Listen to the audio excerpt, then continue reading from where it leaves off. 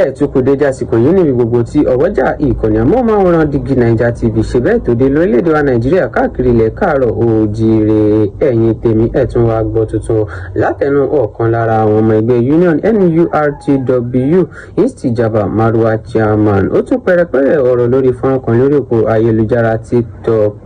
Ó jẹ́ kó di mímọ̀ pé MC Oluomo ẹ ti kúrò ní alága ìpínlẹ̀ Èkó. Ohun tó ṣe bẹ́ẹ̀ tó ṣẹlẹ̀ ní sáà tí ẹ gbà pé Ọlọ́run kò kádàrá pé kẹ́ ṣe dáradára ni o, kẹ́ wá ṣe bẹ́ẹ̀ kẹ́ fi àtìlẹ́yìn fún ìjọba ti ìṣẹ̀yìn. Ẹ wo ọ̀rọ̀ náà ṣe bẹ́ẹ̀ ògbẹ̀nu tán ò lè kínkà láì dé ìnàpẹnu ẹ̀wọ́ nǹkan fìdílé tàbí kẹ́ fìdílé nǹkan kẹjẹ kájọ wo fọ́nrán ọ̀hún. Tajudeen Agbẹ̀dẹ́rà sí National State Council wa òun la ṣì ń lòdì ní. Ẹ lò wọ́n débi pé ẹ lò wọ́n gbọ́ fún activities union mọ́ hòtẹ́ẹ̀lì tí lọ́kùn kú ọtí. Most of woman boss tó máa fẹ́ kú ọtí lòtẹ́ẹ̀lì máa gbé lọ síbẹ̀ which is not supposed to be. Your private business is different to the national union.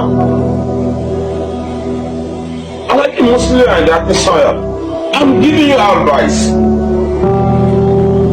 Ẹ ti kúrò ní state chairman of Lagos State.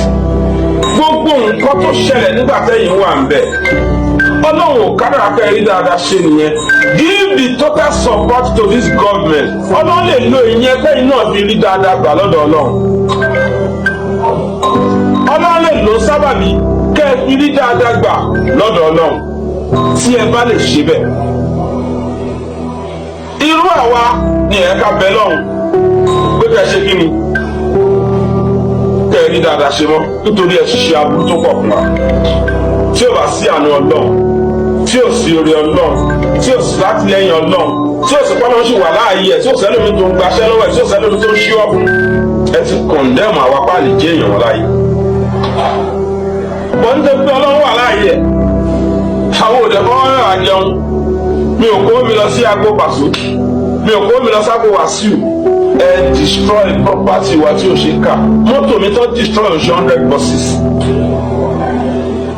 Ọjọ́ rẹ̀ bí àná ẹni kan lọ dá sun àwọn mọ́tò mi nínú garage. Ṣẹ̀mọ̀ mọ́tò ẹ̀sùn 22 buses lọ́jọ́ kan ṣù. But I'm here today. Ọlọ́run tún ṣẹ́ wa kù.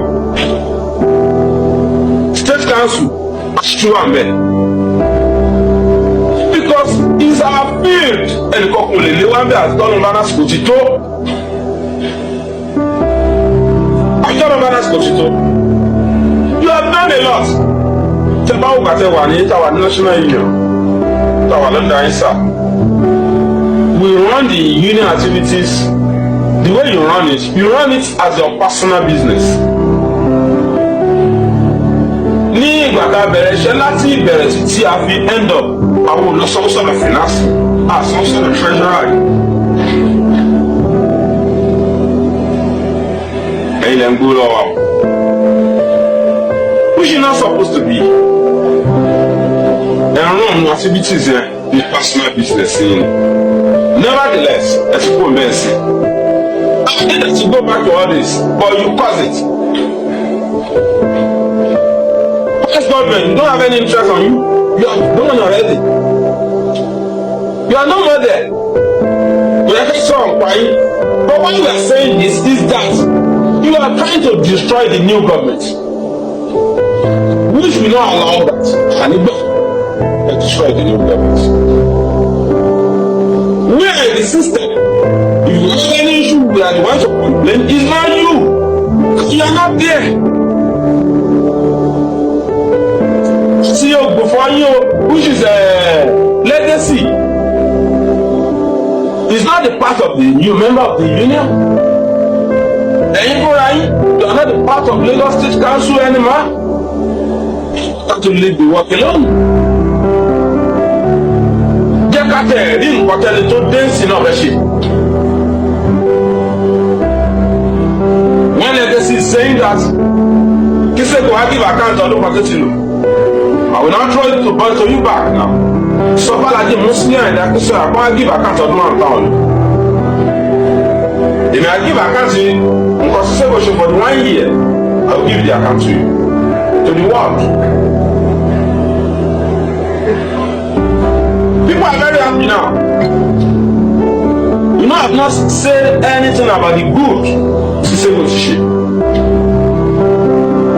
I'm still on the past government that destroyed the union activities. So they can lose the election to Kọjá. Because I didn't know you are a member of National Union, but when the time of election comes, instead of you to empower you empower other people entirely.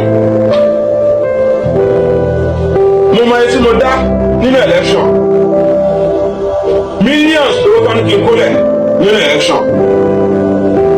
Mo sọ máa di Muslim àìlẹ́ kí sọ owó tẹ́lẹ̀ ká máa dá yóò yẹ kó rí bẹ́ẹ̀. Àwọn máa náwó báwọn èèyàn ládùúgbò ti wà. We are the stakeholders. We are grassroots. Owó kí lẹ́ni ká máa dá. Mo sọ you know I talk to them boldly. Mi ò ń bẹ̀rù èèyàn láti sọ. That's why we are fighting together. Nǹkan tí o ṣe láì mi nìyẹn tó gbé kí ni òkú máa ń sọ òdodo ọ̀rọ̀. Òun ló délé ní sìn aláàbí Muslim àìdá tó sọ̀yà. Ọ̀rọ̀ tí mo sọ fún yín lánàá ló dé ń sìn. Ọ̀tẹ̀ bá mi dà sí lánàá ló dé ń sìn. Ó sì kàn yín sìn. Ẹ wá lọ fún àwọn oní tíátà jọ sí òtẹ́ẹ̀lì. Ẹni wọ́n ń ṣe campaign fún Ṣọ́jú Bọ́lá Ahmed Tinubu. Ṣé ní òtẹ́ẹ̀lì yẹn tún ṣe campaign? Ṣé ní òtẹ́ẹ̀lì yẹn tún ṣe house to house campaign? Can you imagine the system? You collected the money because of the National Union of Road Transport. Why they give you the money is that you are the state chairman there. They want you to go and empower your member to come out massively to vote for Wasiu Ayinde in 2023. But instead of you to do that, you take the money to the theatre. What is our business to actress and artists? What is our business? Is it your own field? Is it your field?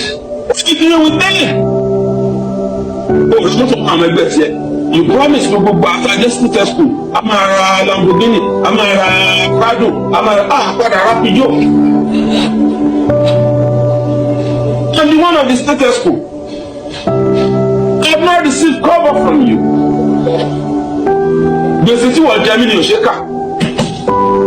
But nevertheless,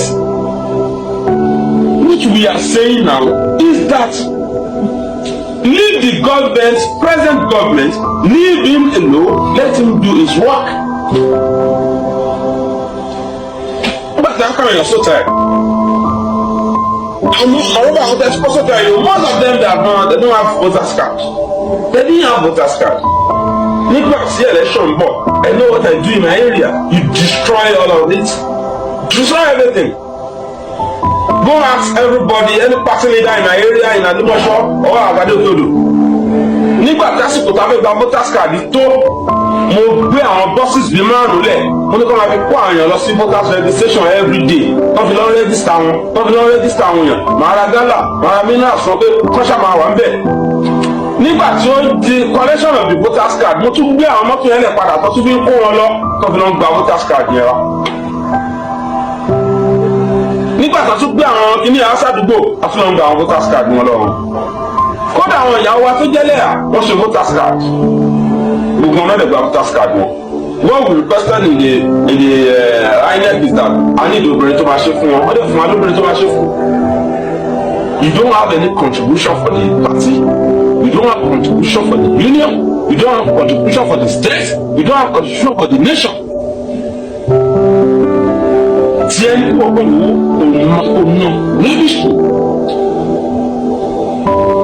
You cause many problems for us in 2023. Ó jẹ́ ọ̀bùn jíba ẹ̀rẹ̀ ìpè àwọn la ní aṣíwájú. Àwọn la ní candidate and then we lose the election.